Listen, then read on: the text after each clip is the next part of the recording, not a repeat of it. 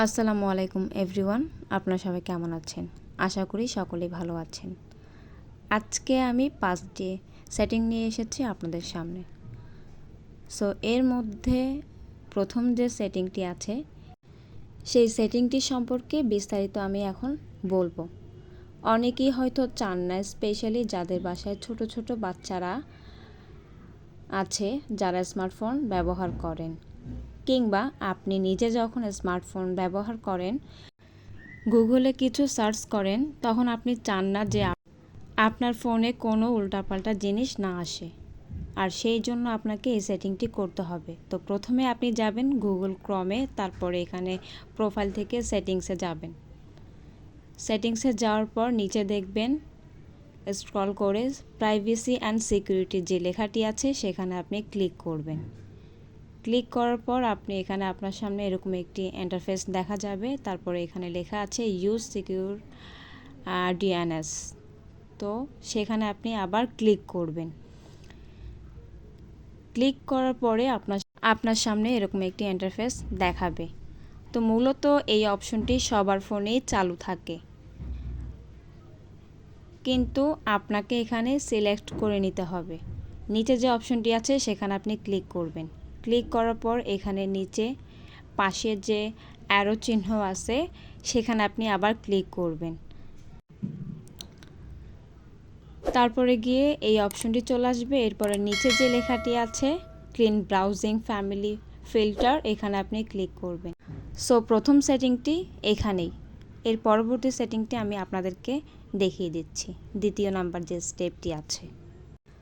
এটা করার ফলে আপনার মোবাইলে যখন আপনি গুগল থেকে কোনো কিছু সার্চ করবেন তখন উল্টাপাল্টা কোনো জিনিসই আপনার সামনে শো হবে না, এবং এর সাথে সাথে 18+ কোনো খারাপ কিছু আসবে না, এবং আজে বাজে কোনো ভিডিও আপনার সামনে শো হবে না। এরপর আমরা দ্বিতীয় নাম্বার যে স্টেপটি আছে সেখানে চলে যাব। আমরা যারা মোবাইল ডাটা ব্যবহার করে ইন্টারনেট চালাই, দেখা যায় মাত্রই হয়তো আপনি 2 জিবি বা 3 জিবি ডাটা কিনেছেন, কিন্তু ইনস্ট্যান্টলি আপনার 200-300 মেগাবাইট ডাটা চলে গিয়েছে। আপনি হয়তো এই মেগাবাইট কেনার পর ইউটিউবিং বা ফেসবুকিং করেননি, তারপরও আপনার মোবাইলে 100-200 ডাটা চলে গিয়েছে। এর কারণটা হচ্ছে আপনি যখন মেগাবাইট কিনেছেন তখন হয়তো যেসব অ্যাপ ব্যাকগ্রাউন্ডে নেটওয়ার্ক ব্যবহার করে, মানে যেসব অ্যাপে ডাটা ইন্টারনেটের প্রয়োজন হয়, তারা আপনি ডাটা কেনা মাত্রই রিফ্রেশ হয়ে গিয়েছে। সো সেক্ষেত্রে আপনি চলে যাবেন আপনার ফোনের সেটিংসে এই কাজটি করার জন্য।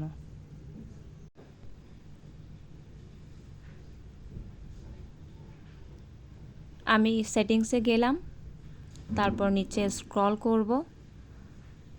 এরপর এখানে লেখা আছে মোর কানেক্টিভিটি অপশন, এখানে আমরা ক্লিক করব।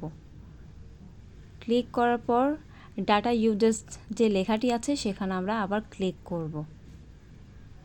ক্লিক করার পর আমাদের এখানে অনেকগুলো অ্যাপ দেখাবে, মানে আমরা ইন্টারনেট কেনার পর যেসব অ্যাপগুলো তাদের ব্যাকগ্রাউন্ডে রিফ্রেশ করে ফেলে সেই সব অ্যাপ এখানে দেখাবে। তো মূলত ডাটা কেনার পর এই ধরনের অ্যাপগুলোই আমাদের মেগাবাইটগুলো কেটে নেয়।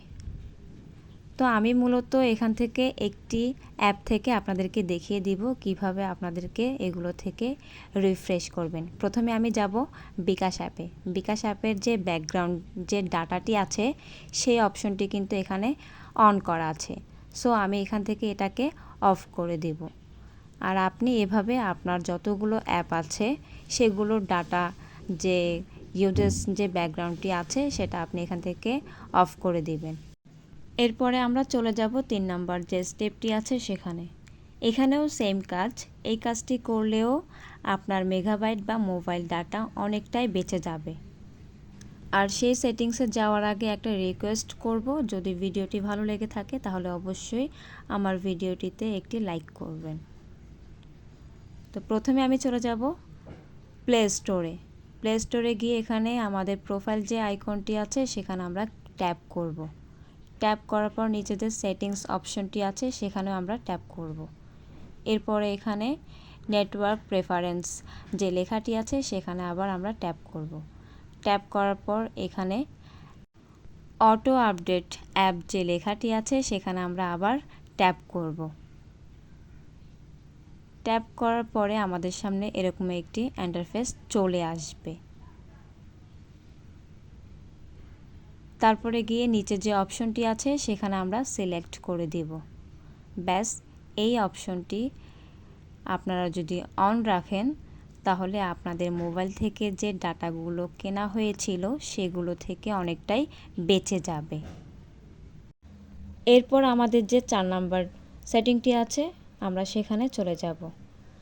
প্রায় কিন্তু আমরা যেসব অ্যাপ ব্যবহার করি সেগুলোর আপডেট আসে এবং আমাদের অজান্তেই ব্যাকগ্রাউন্ডে এই অ্যাপগুলো অটোমেটিক্যালি আপডেট হয়ে যায় এবং তাতে করে আপনার মেগাবাইট বা এমবি খরচ হয়। এখন আপনি যদি না চান কোনো একটি অ্যাপ আপডেট না করতে তাহলে সেটা আর আপডেট হবে না। আপনাকে ম্যানুয়ালি খুঁজে খুঁজে অ্যাপ আপডেট করতে হবে।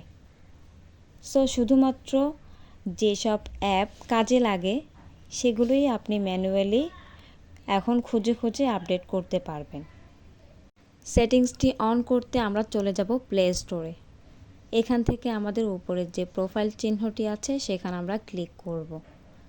ক্লিক করার পর এখানে ম্যানেজ অ্যাপস অ্যান্ড ডিভাইস যে অপশনটি আছে সেখানে আমরা ক্লিক করব। এরপরে আপডেট অ্যাভেলেবেল যে লেখাটি আছে সেখানে আমরা ক্লিক করার পর আমাদের যেসব অ্যাপের মাধ্যমে আপডেট চলে আসে সেই সব অ্যাপগুলো এখানে দেখাবে। তো আমার এই অ্যাপগুলোতে আপডেট চাচ্ছে। আমি সবগুলো আপডেট করব না, আমি আমার ইচ্ছা অনুযায়ী এখান থেকে আপডেট করে নিব। আমি হোয়াটসঅ্যাপটি এখান থেকে আপডেট করে নিয়েছি এবং গুগল ক্রম যে লেখাটি আছে যে অ্যাপটি আছে সেটিও আমি আপডেট করে নিলাম। তো ফাইনালি আপনি এভাবে আপনার মোবাইলের যে অ্যাপগুলো আছে যেগুলোতে আপনার খুব কাজে লাগে সেগুলো আপনি এখান থেকে আপডেট করে নিতে পারবেন।